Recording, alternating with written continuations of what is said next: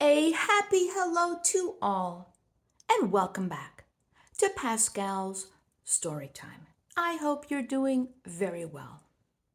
In honor of International Women's Day, I would like to share this book with you. Gloria Takes a Stand. How Gloria Steinem listened, wrote, and changed the world. Written by Jessica M. Rinker, with unique and captivating illustrations by Daria Peoples-Riley. Gloria Takes a Stand. When Gloria Steinem was a little girl in the 1940s, her family traveled all around the United States to buy and sell antiques for her father's business. Instead of going to school, Gloria helped her parents. From town to town they went, searching for sparkling jewelry, delicate bowls, and pretty plates. Gloria watched, she learned, and helped.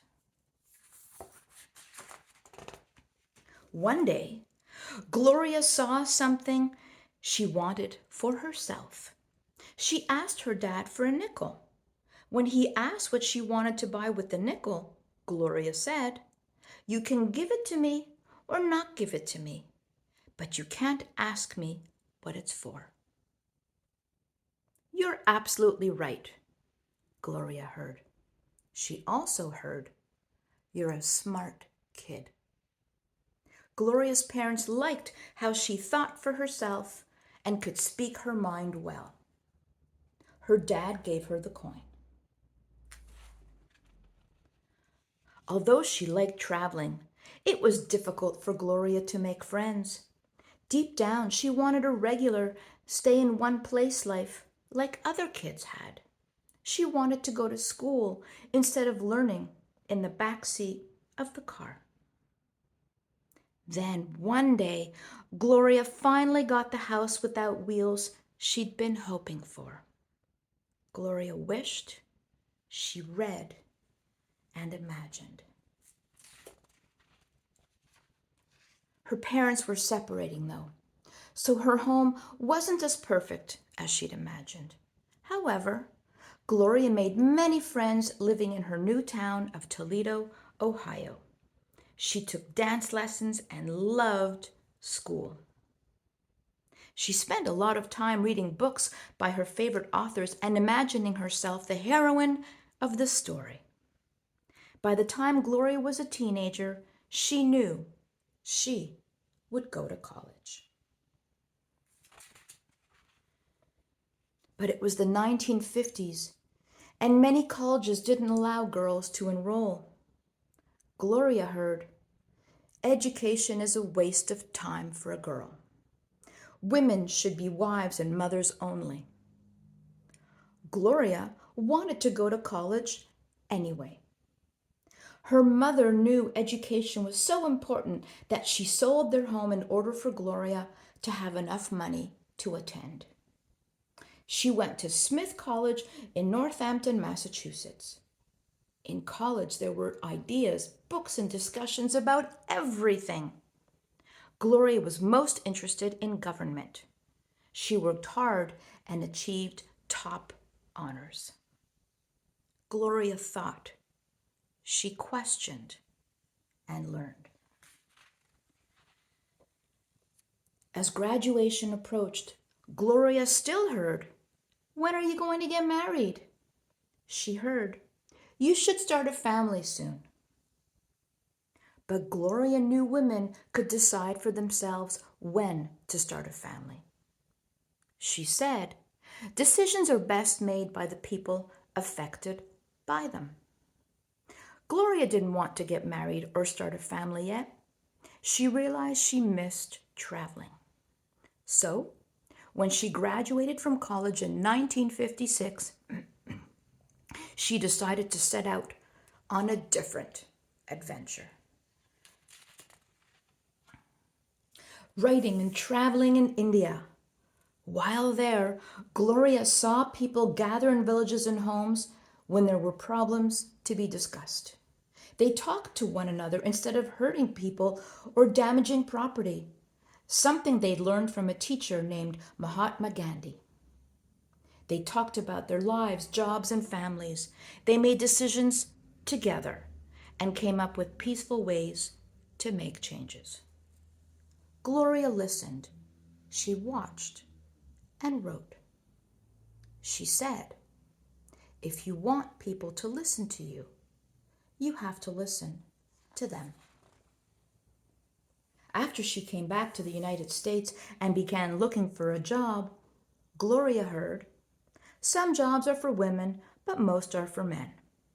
She heard, you should be a secretary or a teacher. But Gloria wanted to decide for herself what job she would take. She became a journalist and wrote articles for magazines and newspapers. Everywhere she traveled for her job, people talked to her about their lives. Gloria listened to their hopes and dreams and asked them what they wished were different. She learned so much by talking to the people she met every day. She said, writing is the only thing that when I do it, I don't feel I should be doing something else. The men in charge of the magazines wanted to tell Gloria what to write about.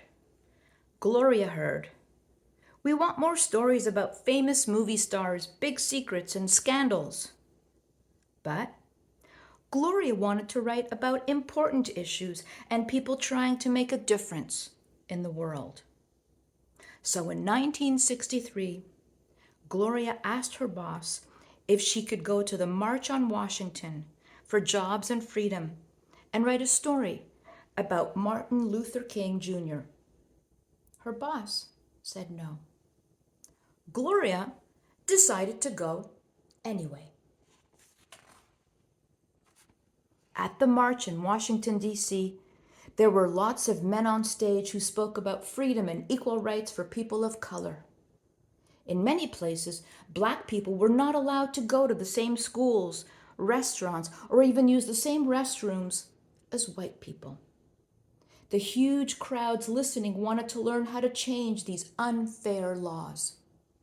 Martin Luther King Jr. inspired people to dream of a better world and to fight for what is right. Equality for all people. Gloria believed. She marched and dreamed. She said, dreaming, after all, is a form of planning. Gloria heard the women in the crowd too. Who will tell our stories? The stories of mothers and sisters and wives and aunts. Who will talk about raising children and taking care of older parents and making enough money to feed our families? Not only were laws different depending on the color of a person's skin, women were also struggling to gain the same rights as men. They didn't make as much money as men. They could be fired if they became pregnant. Women couldn't apply for checking accounts or credit cards without their husband's or father's signature. These kinds of restrictions made it impossible for women to take care of themselves. No one was listening. But Gloria was listening. People of color are not less important than white people, and women are not less important than men. Gloria said, imagine we are linked, not ranked. As the 1970s approached, things were beginning to change slowly, but women still faced opposition. They were tired of hearing what other people thought they should do. Women needed a safe place to speak. So, Gloria decided to do something about it. In 1971, Gloria started Ms. Magazine with her friend, Dorothy Pitman Hughes. Ms. was the first magazine owned and written by women. Now, women can write and read about the topics that were important to them.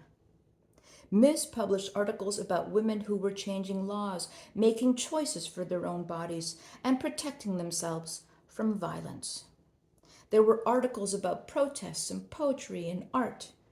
There were stories about female astronauts, secretaries, and even Wonder Woman. Women wanted a better world for women. Ms. Magazine helped. Gloria paid attention. She planned and spoke. Gloria began organizing groups for women to talk about the changes they needed, just like she had seen in India when people gathered. She believed girls need to know they can break the rules. This became known as the Women's Liberation Movement, and the women and men involved are called feminists.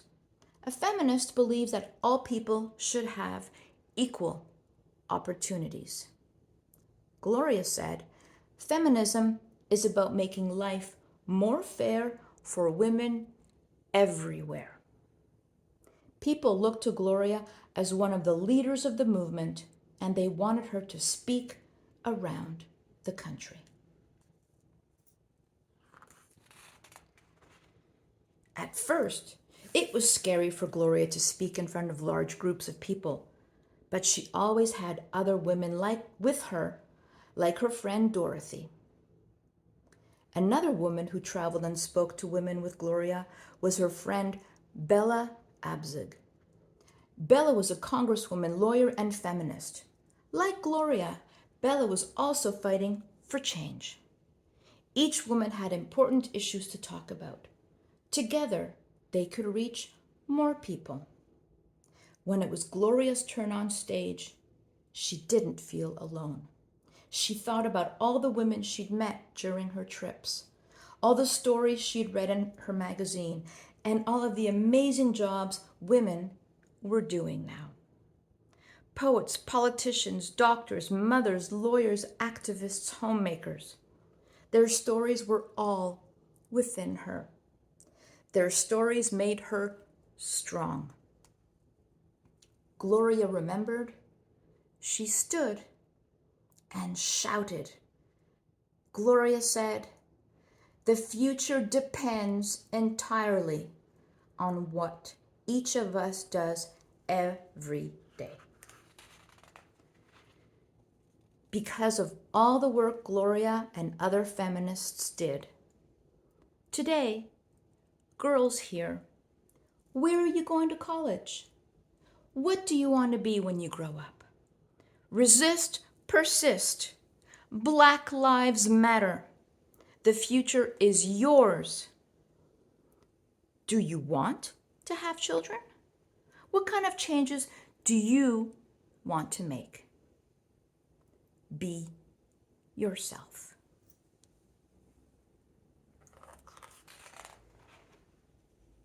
Gloria doesn't travel as much as she once did, but she still fights for equal rights for all women, for all people. Gloria still writes, she still speaks, and still listens.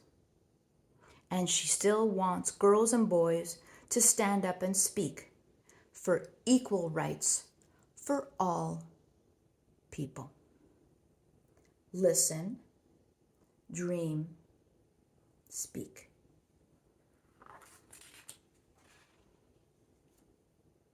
I will leave you for a few moments for you to read this on your own if you like.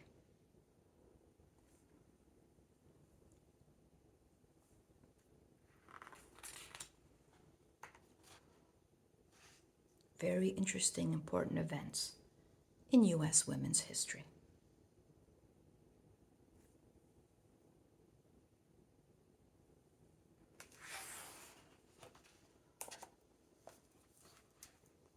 Gloria takes a stand. I wish you all to stay safe and well. Stand up for what you believe in and be yourselves.